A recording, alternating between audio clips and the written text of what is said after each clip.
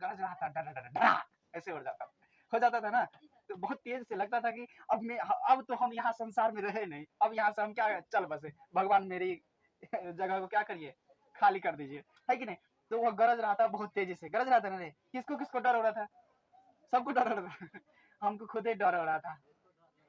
हम सोचे कि अब हम क्या करेंगे, मिट्टी खोल देते हैं, उसमें हम घुस जाते हैं, है कि नहीं। लेकिन ऐसा नहीं, तब तक में शांत हो गए।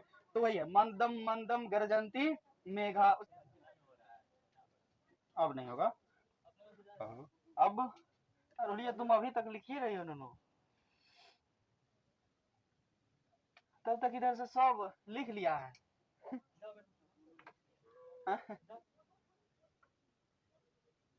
जल्दी लिखो, ये जल्दी लिखो, जल्दी करो। देखो तो छोटका छोटका बच्चा सब लिख लो, सब बनावे लगे।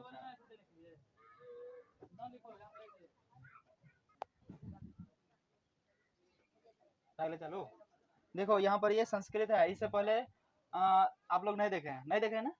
तो इससे पहले अभी नहीं बनाए, नहीं बनाए, इससे पहले तो अभी नहीं बनाए, इससे पहले हुआ है कि नहीं। संस्कृत में कारक का स्टार्ट किए हैं, मतलब शुरू से। अंग्रेजी में भी पार्ट ऑफ स्पीच चल रहा है, ठीक है, और इधर संस्कृत में भी पार्ट ऑफ स्पीच ही चल रहा है। तो कारक का प्रथम विभक्ति बता दिए हैं, और अंग्रेजी में भी प्रथम विभक्ति हो गया है, नाउन को पढ़ा दिए, पूरा नाउन पढ़ा दिए, राइट। अब देखिए सर, कहिए संस्कृत और अंग्रेजी का आप कंपेयर क्यों करें सर जी? तो दोनों एक दूसरे का जुड़वा भाई है। कौन भाई है? जुड़वा भाई है। यदि इसको चुट्टी काटेगा तो उसको भी चुट्टी कटाएगा, समझ रहे बात को। जुड़वा भाई में एक युक्ति आता है, कहा जाता है हे ऊपरा चुट्टी काट भी तो इसको भी चुट्टी कटाएगा। सही बात है। कौन कौन अनुभव किया कि यदि जुड़वा भाई को चुट्टी काटेगा तो इसको भी चुट्टी कटाएगा? ये गलत बात है, ऐसा कुछ नहीं। वैसे कहता है, मिथ्या है। मतलब ये गुण मिलता है, उसका गुण इसके गुण से जुड़वा भाई में थोड़ा थोड़ा मिलता है। यदि वो एक समय में रोएगा तो ये भी मनवा जाएगा, ना खुश हो जाएगा, ठीक है। यदि वो काम करने में उसको भी मन लगा है तो इसको भी काम करने में खूब मन लगेगा। मतलब कुछ कुछ गुण जो है वो सिमिलैरिटी प्रदर्शित करते हैं, कुछ एक गुण, बाकी और कुछ गुण नहीं प्रदर्शित करते हैं।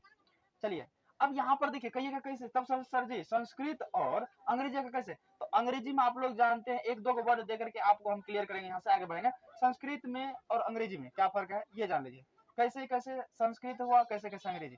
तो मान लीजिए कि अंग्रेजी का कोई एक शब्द ले लेते हैं, आपके रिलेशन का ब्रदर, रिलेशन का क्या लेते हैं, BROTHER, ब्रदर हो गया। देखिए ब्रदर हो गया, यहाँ पर ब्रदर, ब्रदर हो गया। देख लीजिए, अंग्रेजी में लिखे हैं ब्रदर, ठीक है। और संस्कृत में जब इसको लिखेंगे तो क्या हो जाता है, भ्राता। क्या हो जाता है, भ्राता। भ्राता मतलब भाई। अब देखिए यहाँ पर अंग्रेजी कर दिया ब्रदर, या आप संस्कृत कर दिया भ्राता, तो सिमिलरिटी मिल रहा है। अब देखिए अंग्रेजी में हम यदि कहेंगे मदर, क्या कहेंगे, मदर, तो संस्कृत में हो जाता है मातर। क्या हो जाता है, माता, या मातर भी बोलते हैं, मातर जिसको बोलते हैं माता या माता। पकड़ रहा है सिमिलरिटी। तो इसलिए कहा जाता है कि संस्कृत जो है सभी चीजों का, सभी वस्तुओं का क्या है, तो जननी है। जननी मतलब इसी से सभी चीज की क्या हुई है, तो उत्पत्ति हुई है, प्रादुर्भाव हुई है, जन्म हुई है। सभी भाषाओं की, सभी संस्कृतियों की क्या कहा जाता है, ये जननी कही जाती है। मतलब इसी से इसकी क्या हुई है, उत्पत्ति हुई है, जन्म हुई है। इतना तक तो जान गए। चलिए, तो वही संस्कृत के विषय में हम लोग क्या करते हैं, पढ़ते हैं, ठीक है। तो यहाँ ध्यान दीजिए, देखिए कहता है कर्म कारक। कर्म कारक में कौन सी विभक्ति होती है, तो द्वितीय विभक्ति होती है। कर्म कारक में कौन सी विभक्ति होती है, कर्म कारक में कौन सी विभक्ति होती है, द्वितीय विभक्ति होती है। कर्म कारक में कौन सी विभक्ति, द्वितीय विभक्ति। जान लीजिए द्वितीय विभक्ति कैसे, तो यहाँ पर दिए कर्म। तो सबसे पहले यहाँ पर जानिए कि कर्म कहते किसको है, कर्म किसको कहते हैं। कर्म मतलब आपकी जो इच्छा, जिसमें काम करने की हो।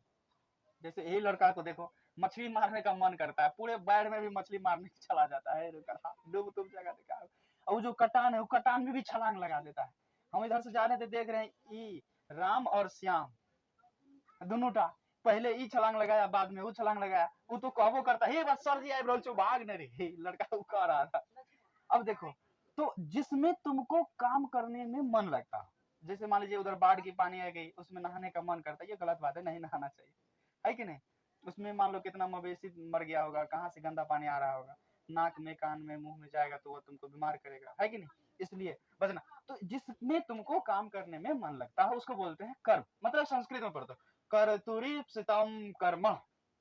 क्या पढ़े, कर्तुरीप्सितः कर्मम, मतलब कर्ता की अत्यंत इच्छा, कर्ता की अत्यंत इच्छा, मेरी इच्छा है खाने की, भोर से भूखे हैं तो मेरी इच्छा है खाने की, तो इच्छा जिस पर जाहिर होता है उसको बोलते हैं कर्म है। इसको मान लीजिए पढ़ने में मन कम लगता है, खेत में काम करने में मन ज्यादा लगता है, पढ़ाइयो लिखाई चौपट करके खेत में पहले सर जी काम कर लेते, पढ़ाई तो होबे करेगा, तेरी पढ़ाई कहा जाता है, भागल जाता है, काम छूट जाएगा लेकिन पढ़ाई छूट जाए कोई दिक्कत नहीं, काम नहीं छोड़ना चाहिए, समझ रहे बात को।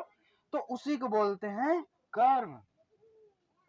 गीता में भी लिखा है कर्मध्य कारस्ते माँ फलेषु कदाचन, समझ रहे बात को। गीता में क्या लिखा है, कर्मध्य कारस्ते माँ फलेषु कदाचन, मतलब कर्म करो हे भगवान, हे मनुष्य, भगवान कहते हे मनुष्य आप क्या कीजिए तो कर्म कीजिए, आपके हाथ में क्या है, कर्म है, कर्म कीजिए।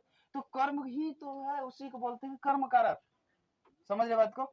जे संसार में जो भी कोई अपने इच्छा से अपने मन से जो भी कुछ करते हैं उस सबको बोलते हैं कर्म। जैसे अभी तुम लोग क्या कर रहे हैं, बोलिए क्या कर रहे हैं, कर्म कर रहे हैं, कौन सा कर्म, पढ़ने का कर्म, यही हो गया कर्म। और जब ऐसे वाक्य आएंगे तब इसमें द्वितीय विभक्ति होगी। यहाँ पर देखिए जैसे रमेशः पुस्तकम पठति, रमेशम पुस्तक पठति, मतलब रमेश जो है पुस्तक मतलब किताब क्या है तो भाई पढ़ता है। उसके बाद देखिए कर्मणि द्वितीया, मतलब कर्म कारक में द्वितीय विभक्ति होती है, वो तो ऊपर में जान लिया। उसके बाद अभितः, अभितः परितः सर्वतः, योग में भी द्वितीय विभक्ति होती है। कहिएगा सर जी अभितः, अभिमतः मतलब यहाँ लिख दिया, अभितः मतलब होता है दोनों ओर, परितः मतलब होता है चारों ओर, उसके बाद सर्वतः मतलब सभी और सभी जगह, और उसके बाद अभयतः मतलब दोनों ओर। जैसे एग्जांपल यहाँ पे लिखिए ग्रामम अभितः पर्वता सन्ति, ग्रामम अभितः पर्वता सन्ति का मतलब क्या, ग्रामम मतलब हुआ गांव, अभितः का मतलब यहाँ पे देख लीजिए दोनों ओर, अब पर्वता सन्ति, सन्ति मतलब है, पर्वता मतलब पर्वत, तो ग्राम के दोनों ओर पर्वत है, ग्राम के दोनों ओर क्या है, पर्वत है। उसके बाद ग्रामम परितः नदी अस्ति, ग्रामम परितः नदी अस्ति, ग्राम के चारों ओर नदी है। तो बाढ़ आ जाती है ना हम लोग यहाँ, हम लोग के चारों तरफ क्या है, नदी है, इसलिए तो बीच में हम लोग पै पै करते हैं जब बाढ़ आती है, उधर से कोसी आती है, और सरकार जी सुनिए, हे हो फलना सुनिए, मेरा फसल डूब गया, आप कुछ कीजिए इंतजाम, है कि नहीं, है कि नहीं, ये हो गया।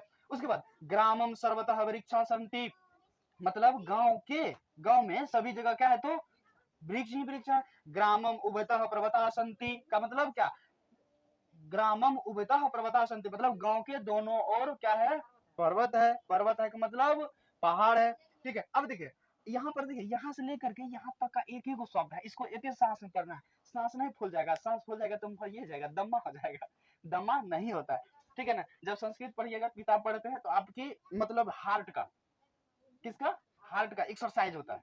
जब हम लोग दौड़ते हैं कूदते खेलते कूदते हैं तो उसमें पूरा शरीर का एक्सरसाइज होता है, जब किताब पढ़ते हैं बोल के तो हमारे फेफड़े का एक्सरसाइज हो जाता है, ठीक है, फेफड़ा स्वच्छ हो जाता है। देखिए तो यहाँ प्रत्युनिधि निकषः अंतरांतरेण यह वदि भी लिखा, वो पढ़ लीजिएगा।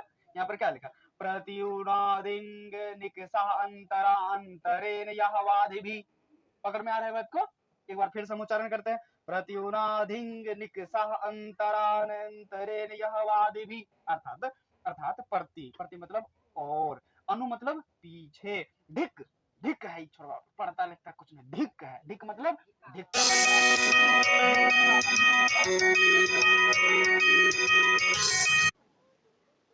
निक्सा का मतलब जान लीजिए,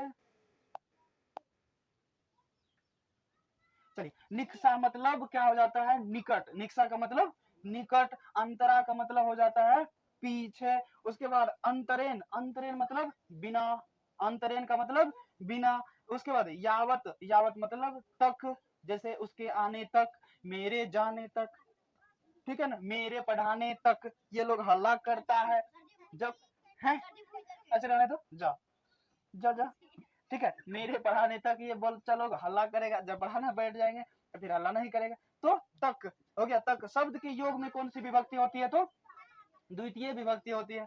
आगे चलिए यहाँ पर कुछ नोट पॉइंट को फटाक फटाक पढ़ लेते हैं, क्या क्या दिया है, क्रुद्ध, क्रुद्ध दृष्ट रूप श्रेष्ठ कर्म, मतलब कि क्रुद्ध, क्रुद्ध मतलब क्रोध, क्रोध का मतलब क्रोध, तामस, क्रोध, गुस्सा।